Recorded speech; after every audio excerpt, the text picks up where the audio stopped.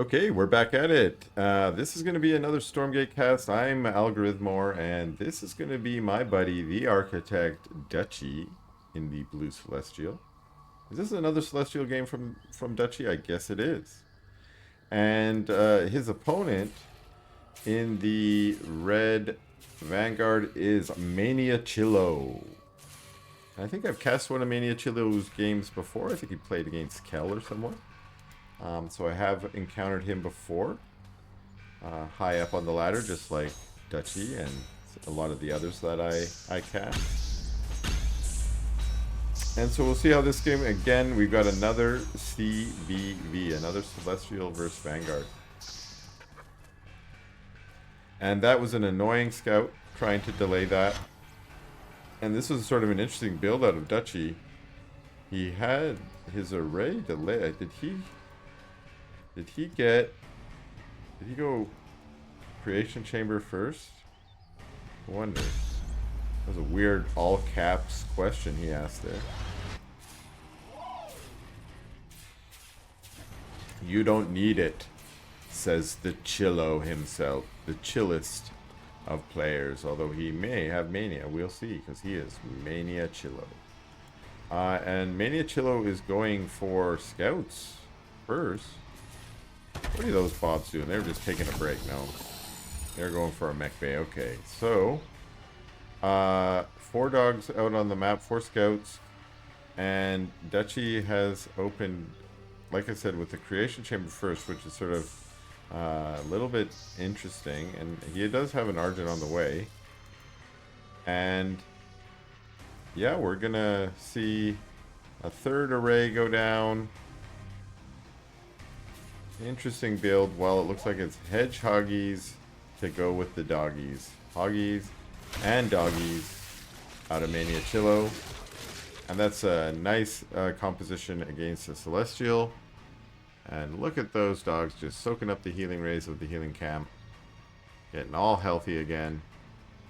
So they can go take another camp. That's what they're good at. They got bonus damage against creeps. As we can see here, what is it? +5 versus creeps. And +3 versus light. I think both of those stack, so if you got a light creep. Are these light creeps? Oh, it doesn't say their type. Interesting, I did not know that. That's probably just a missing tooltip. I think they probably count as light. And we are going to get a lot of tooltip upgrades, I noticed in the patch notes for tomorrow as well, so that's exciting. I am kind of excited about some of the smaller things we get each patch, especially some of the things that don't even get announced. Like a lot of the visual changes are, they just don't have time to cram every single one. Like these little speedies, look at those little lines.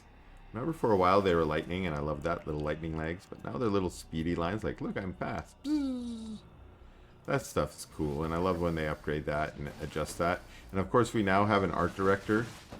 The art director is going to help change the look and feel of some of our units. And of course also we are still in early access, and one thing that's worth remembering is that art tends to get tuned a lot more over many iterations.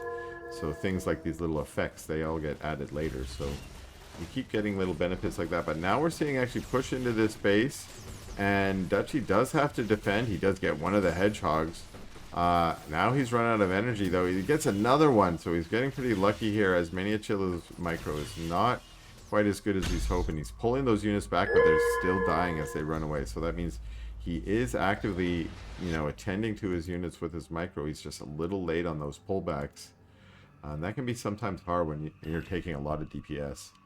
And just saying, I'm personally a fan of the Warcraft 3 speed time to kill, which most people would say is tragically slow. But one thing it does allow you to do is micro those units a lot more in battle. And I know a lot of micro that people like to do are like spell casting and things like that. I get that. Certainly I like that too. But one of my favorite kinds of micro is actually just focus firing and pulling back weak units. I think games, I really think that could be a big part of the game. But maybe that's not the same for everybody. I mean, maybe not everybody likes that that style of micro, and it seems like folks, viewing You're going to get a little more excited when someone drops a Psy Storm on the middle of a bunch of units as more than, oh, look, another Hedgehog gets pulled back. So maybe I'm just looking at some of the nuance of the game, some of the things I like when I play the game.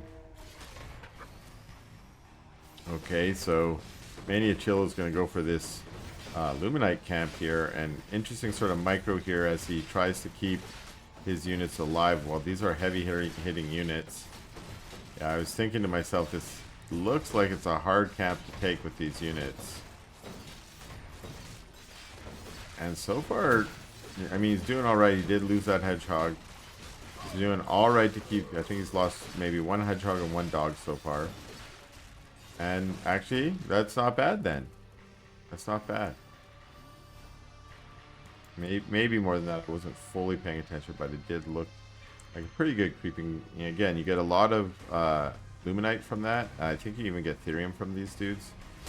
Maybe not, actually. I think you get Therium from the Therium camp, guys. Oh, but look at how much quicker those Argents took care of that guy.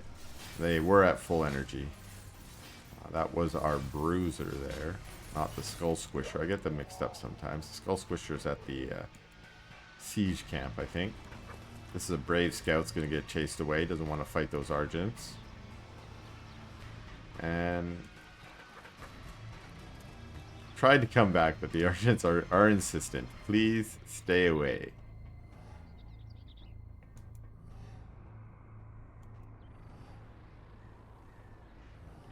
And this is a signature Dutchy move. Camping in, or hanging out in the speed camp. I think it's a good strategy. A lot of players do that, of course, not just Dutchy. But what it means is when you want to move out, you're fully juiced up with that speed boost. Every time. And what is this? Is this a push out? It looks like it might be, but Dutchy took that as a reason to just charge across the map and steal this speed camp, which I think is interesting. And now maniachillo is moving back. I don't know. Yeah, I think this is a slow-moving army. You commit. And he does. He chooses to commit. There is a Sovereign's Watch which goes down, which is kind of unfortunate because now he has to pull back a bit. And now he's going to meet all these Argents. There might be too many Argents here. We got two clutch gravity fluxes. Even one of the shielded Vulcans, and it still gets taken out. And, oh, second gravity flux. That Vulcan goes down. And, yeah. So, Dutchy is now pushing out. This could be dangerous. He does have the supply lead. He took out two Vulcans.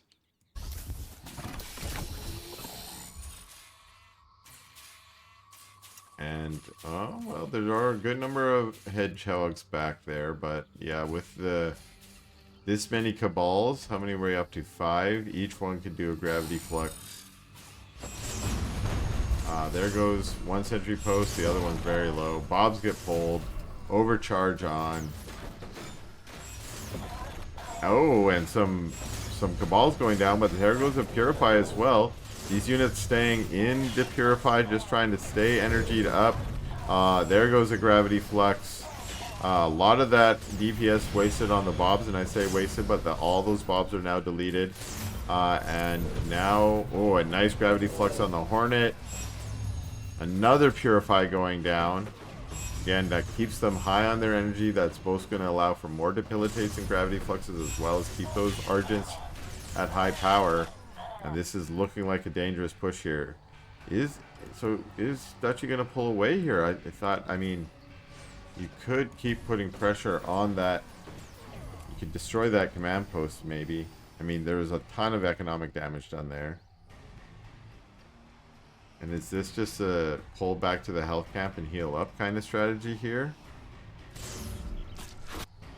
This did allow another Vulcan to get produced.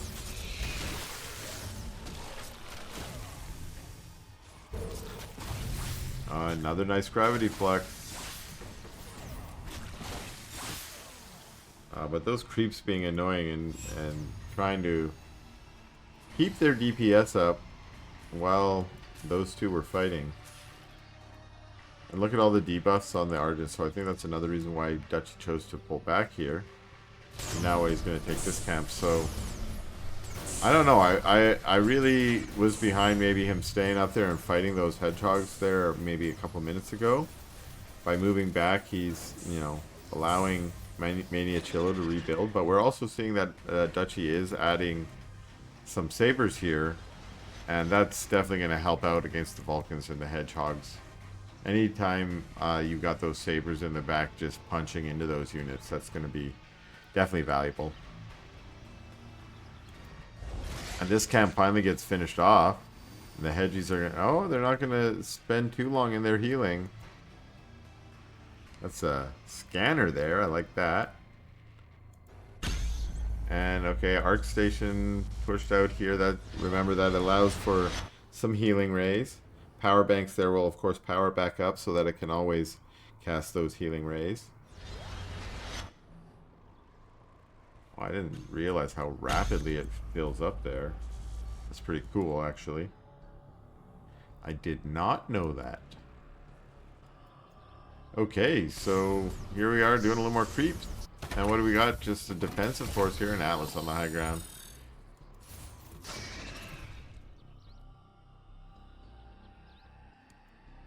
A Hornet out there.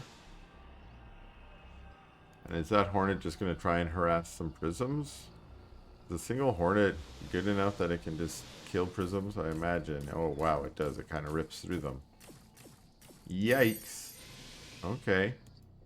But this army is on the aggression, and here it comes. This base looks like it's just going to go down because, yeah, I don't know if these units... Oh, well, the units do get here in time to put on defense. That's an interesting choice to siege up there. That must have been a mistake. Maybe it was going for the Sentinel, but yeah, it was an interesting choice. The tanks and the Vulcans have to move back, and that means this base remains vulnerable. Huge tank shot. Wow, a lot of Argents going down there. So many low Argents. If they push into that choke again, they're going to go down. This is it. Oh, holy moly, so many went down there. And again, no more. Oh, no. Wow, okay. So this base did go down, but that one tank did just so much damage. That Vulcan just mowing the trees down. Oh, ouch. Okay, so a little bit of payback for Dutchy there after losing so many Argents and Cabals.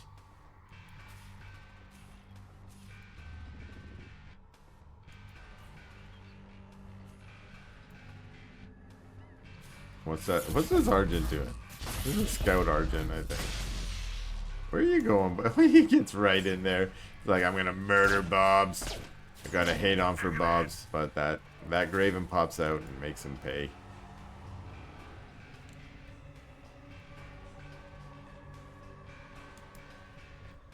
Alright, Dutchy, what you gonna do? Rotate around. Here's another little hidden base here for Maniachillo. And here comes Dutchy. What's he gonna do? Is he gonna go scout that base? Because it is kind of a ninja base, or is he just gonna steal this camp? I do like that he waits for his army to catch up here. So now he can move out.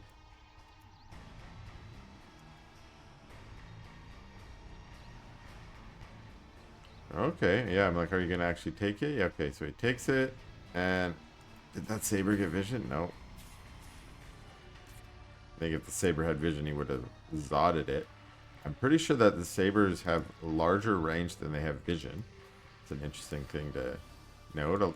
I think a lot of the siege units are in that state, meaning you want to have vision forward so they can operate at their maximum range.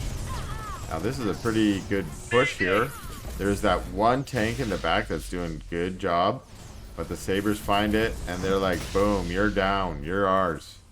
And now it's just a push right into basically a Vulcan, a tank, one Atlas. And this command post is going to go down. The Vulcan goes down. Gravity flux on the Sentinel. There's two Atlases in the back, although now one of the Atlases gets gravity flux. And it gets taken out. So does the repair turret. And this is just going to be a push right in. I think this is going to be the one that finishes the game. There goes another Atlas. There are 2 Atlases over here, but that's going to be a GG from maniachillo.